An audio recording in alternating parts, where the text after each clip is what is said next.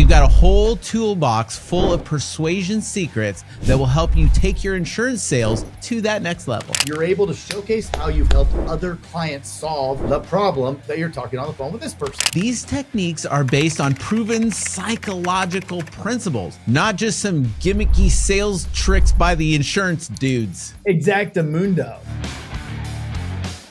Bum, bum, bum, bum, bum, That's great. You got to sing it now. Brass tactics. Those funky actics. You're not gonna make the noises? I don't know. It's This my is version. so as everybody knows, we're testing this new segment called Brass Tactics, those funky actics. So if you could, when you subscribe, just go ahead and leave a review and just tell us what you think of Brass Tactics. We'll take the 5 stars, and if you have anything wrong with it, you can write that out. But welcome to another mind-expanding episode of the Insurance Brass Tactics. I'm Craig Pritzker. I love it. I love the pause there. And I'm Jason Feltman. Today we're diving into the fascinating world of psychology. And how you can use it to supercharge your agency.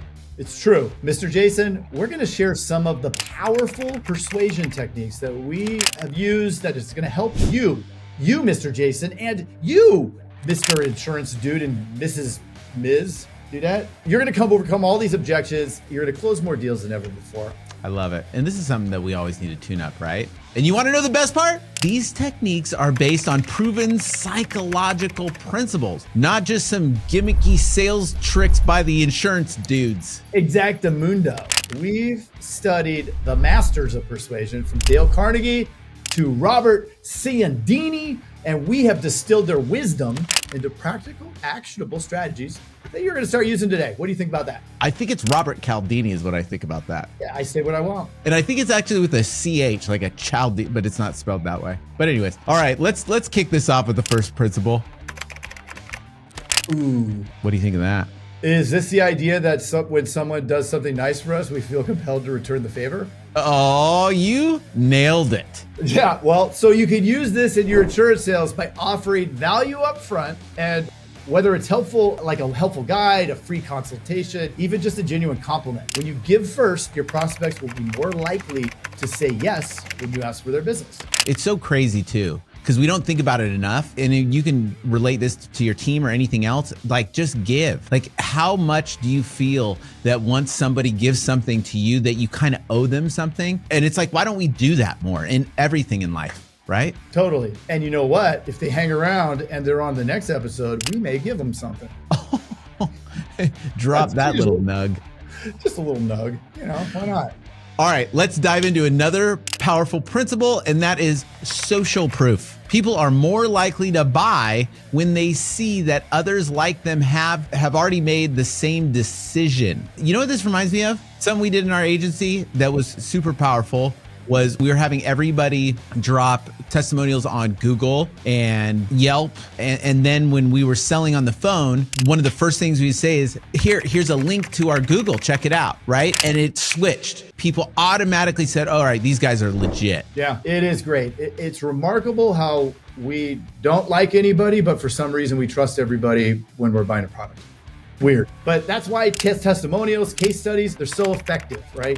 You're able to showcase how you've helped other clients solve the problem that you're talking on the phone with this person, right? It's going to help them achieve their goals. It builds instant credibility and it builds instant trust. Yes, it does, Mr. Craig. But what about pesky objections? It's those things that our agents love, right? You know, the ones that can derail even the most promising sales conversation. Totally. It's crazy because you'd be having the best call of the world and all of a sudden it just goes south, right? And that's where the principle of reframing comes in. So we need to reframe. Instead of trying to argue against the objection head on, you acknowledge it, then you reframe it in a way that highlights the value of your solution. That's right. For example, if a prospect says something like, I'm not sure if I can afford this, you might say something like, I understand that price is a concern, but let's look at this investment in your family's financial security. Can you really afford not to have the right coverage in place? And then possibly even give an example of something that's happened in the agency. Boom, shakalaka. You've just flipped the script and made them see the situation in a whole new light, Mr. Jason. That's right. These are just a few psychological strategies we'll be unpacking today. We've got a whole toolbox full of persuasion secrets that will help you take your insurance sales to that next level. So grab a notebook and get ready to take some notes, and let's dive in, Mr. Jason. All right, insurance sales superstars. Let's dive into some powerful psychological tactics that can help you take your sales game to the next level. The first one is all about building rapport and creating a connection with your prospect. Oh, that sounds intriguing, Mr. Jason. How do you go about doing that? Well, let me tell you, Mr. Craig, it's all about mirroring and matching. Oh. You subtly match your prospect's body language, tone of voice, and even breathing patterns. When you do this, they unconsciously feel more at ease and more likely to trust you. And if you're doing this on the phone, it's incredible how actually having your agents do this at their desk makes a big difference, right? Like sometimes we'll make them smile or just have them be aware of it. Like smile. Like if it feels like someone's smiling, on the phone, smile with them because you can hear it in somebody's voice. Totally brilliant. You've nailed it again. It's like you're speaking their language without even saying a word. Exactly. And speaking of language, the second tactic is all about the power of words, and it's called reframing.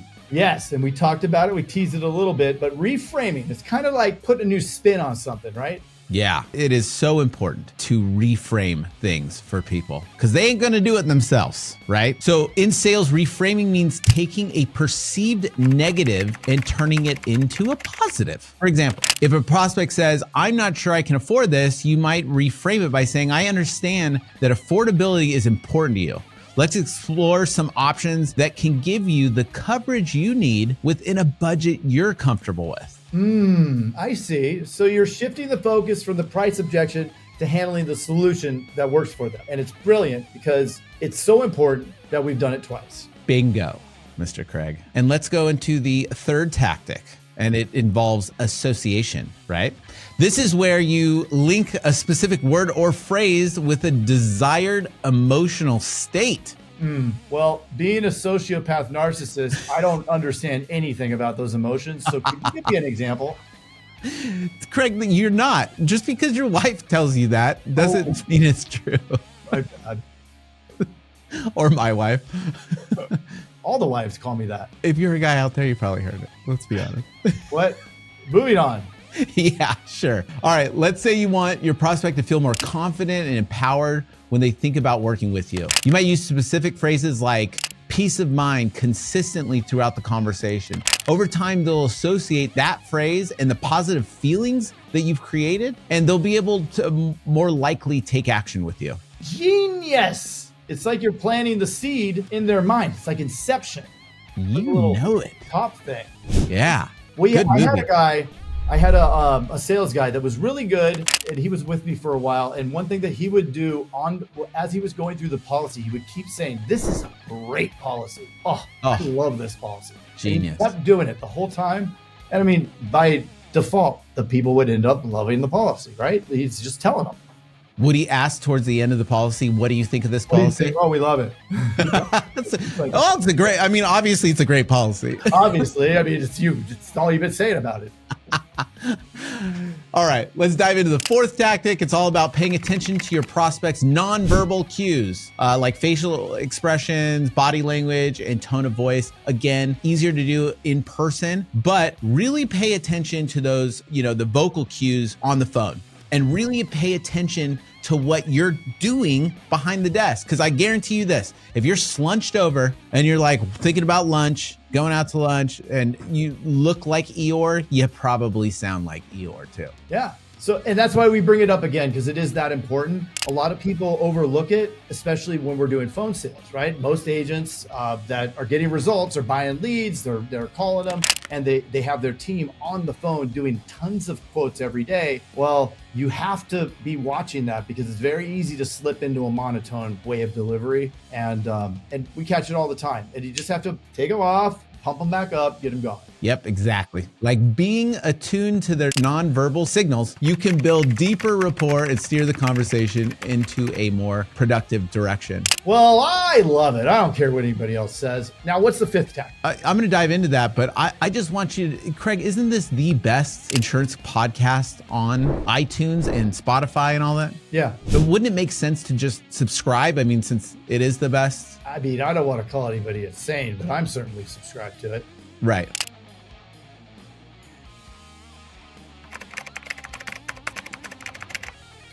So this is different than Visualize World Peas. Yeah.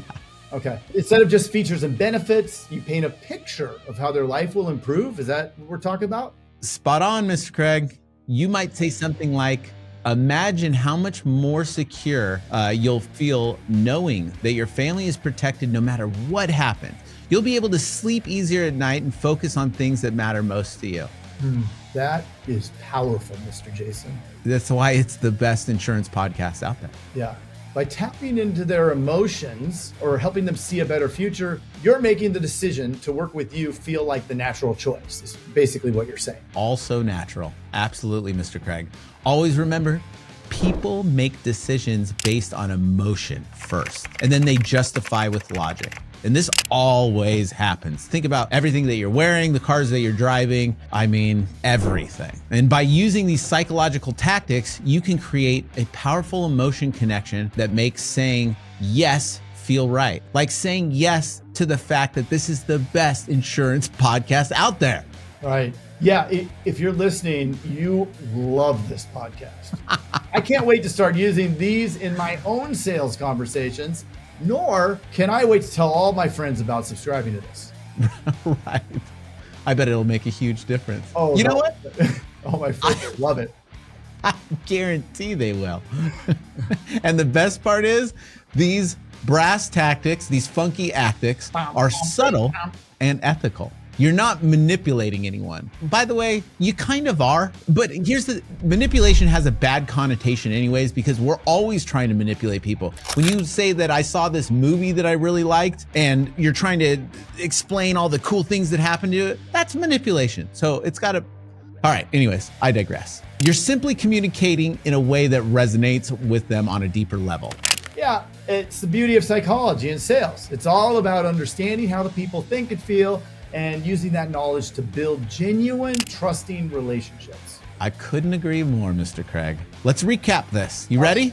Yeah, let's recap. All right, because these are brass tactic. Those, and they're very funky, these tactics. All right, building rapport, reframing, dude.